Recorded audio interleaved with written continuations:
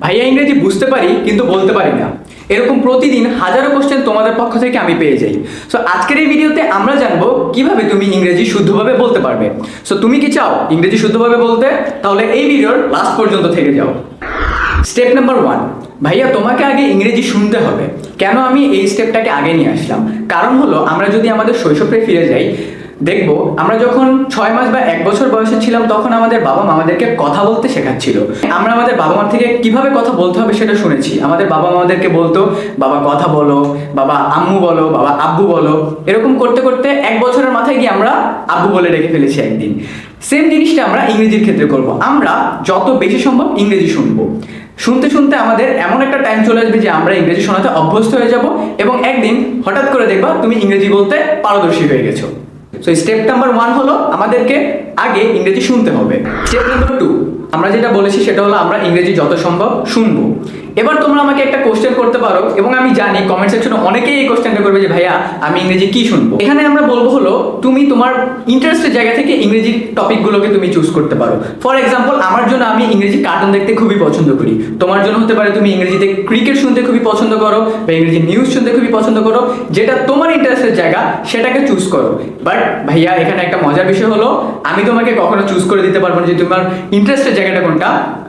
তোমাকে নিজেকেই স্টাডি করতে হবে যে তুমি কোন টপিকটাতে ইন্টারেস্ট ফিল করো, সেই টপিকটা চুজ করে ফেলো। কমেন্ট সেকশনে জানিয়ে দাও সেটাকে কিভাবে শিখতে হবে, আমি তোমাকে নেক্সট স্টেপে বলে দিচ্ছি।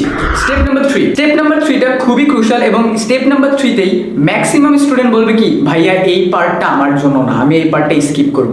বাট বিলিভ মি, 1 থেকে 1.5 মাস মতো এই পার্টটা যদি তুমি কনসিস্টেন্টলি ফলো করো, আই বিলিভ তুমি আমার থেকেও খুব সুন্দরভাবে নিজেকে ইংরেজিতে প্রেজেন্ট করতে পারবা। স্টেপ নাম্বার 3টা খুবই সিম্পল। তুমি আজকে সারাদিনে যা যা করেছো সেটাই তুমি খুব সিম্পল সহজ ভাষায় ইংরেজিতে বলবা তোমার আব্বুর বা তোমার আম্মুর, অথবা তোমার পার্সোনাল যদি ফোন থেকে থাকে ফোনের ক্যামেরা সেগমেন্টটা অন করবা এবং আজকে সারাদিনে তুমি যা যা করেছো সেগুলো সিম্পল ভাবে বলবে। এক্ষেত্রে তোমার হবে কি তোমার প্রেজেন্টেশন দেওয়ার স্কিলটা বেড়ে যাবে এবং তুমি বুঝতে পারবা তোমার কথা বলার সাথে তোমার হাতের অঙ্গভঙ্গি কতটা ম্যাচ করতেছে। সো আই হোপ তুমি এটা মাথায় রাখবে। স্টেপ নাম্বার 4, এটা খুবই সিম্পল। তোমাকে ইংরেজি লিখা স্টার্ট করতে হবে ভাইয়া। এখন তোমরা আমাকে কোশ্চেন করে ভাইয়া আমি ইংরেজি কি লিখবো? খুবই সিম্পল, তুমি আজকে সারাদিনে যা করেছো সেটা পরে লিখবা, আগে তোমার নিজের সম্পর্কে লিখবা। কিভাবে? তোমরা অবশ্যই অনেক ধরনের প্যারাগ্রাফ লিখেছো about yourself, about your country. তোমাদেরকে আমি একটা টাস্ক দিচ্ছি, সেটা হলো গতকালকে বা আজকে তুমি সারাদিনে যা যা করেছো ইয়োর টুডে নিয়ে তুমি একটা প্যারাগ্রাফ লিখতে পারো যে আজকে সারাদিনে তুমি কি করেছো।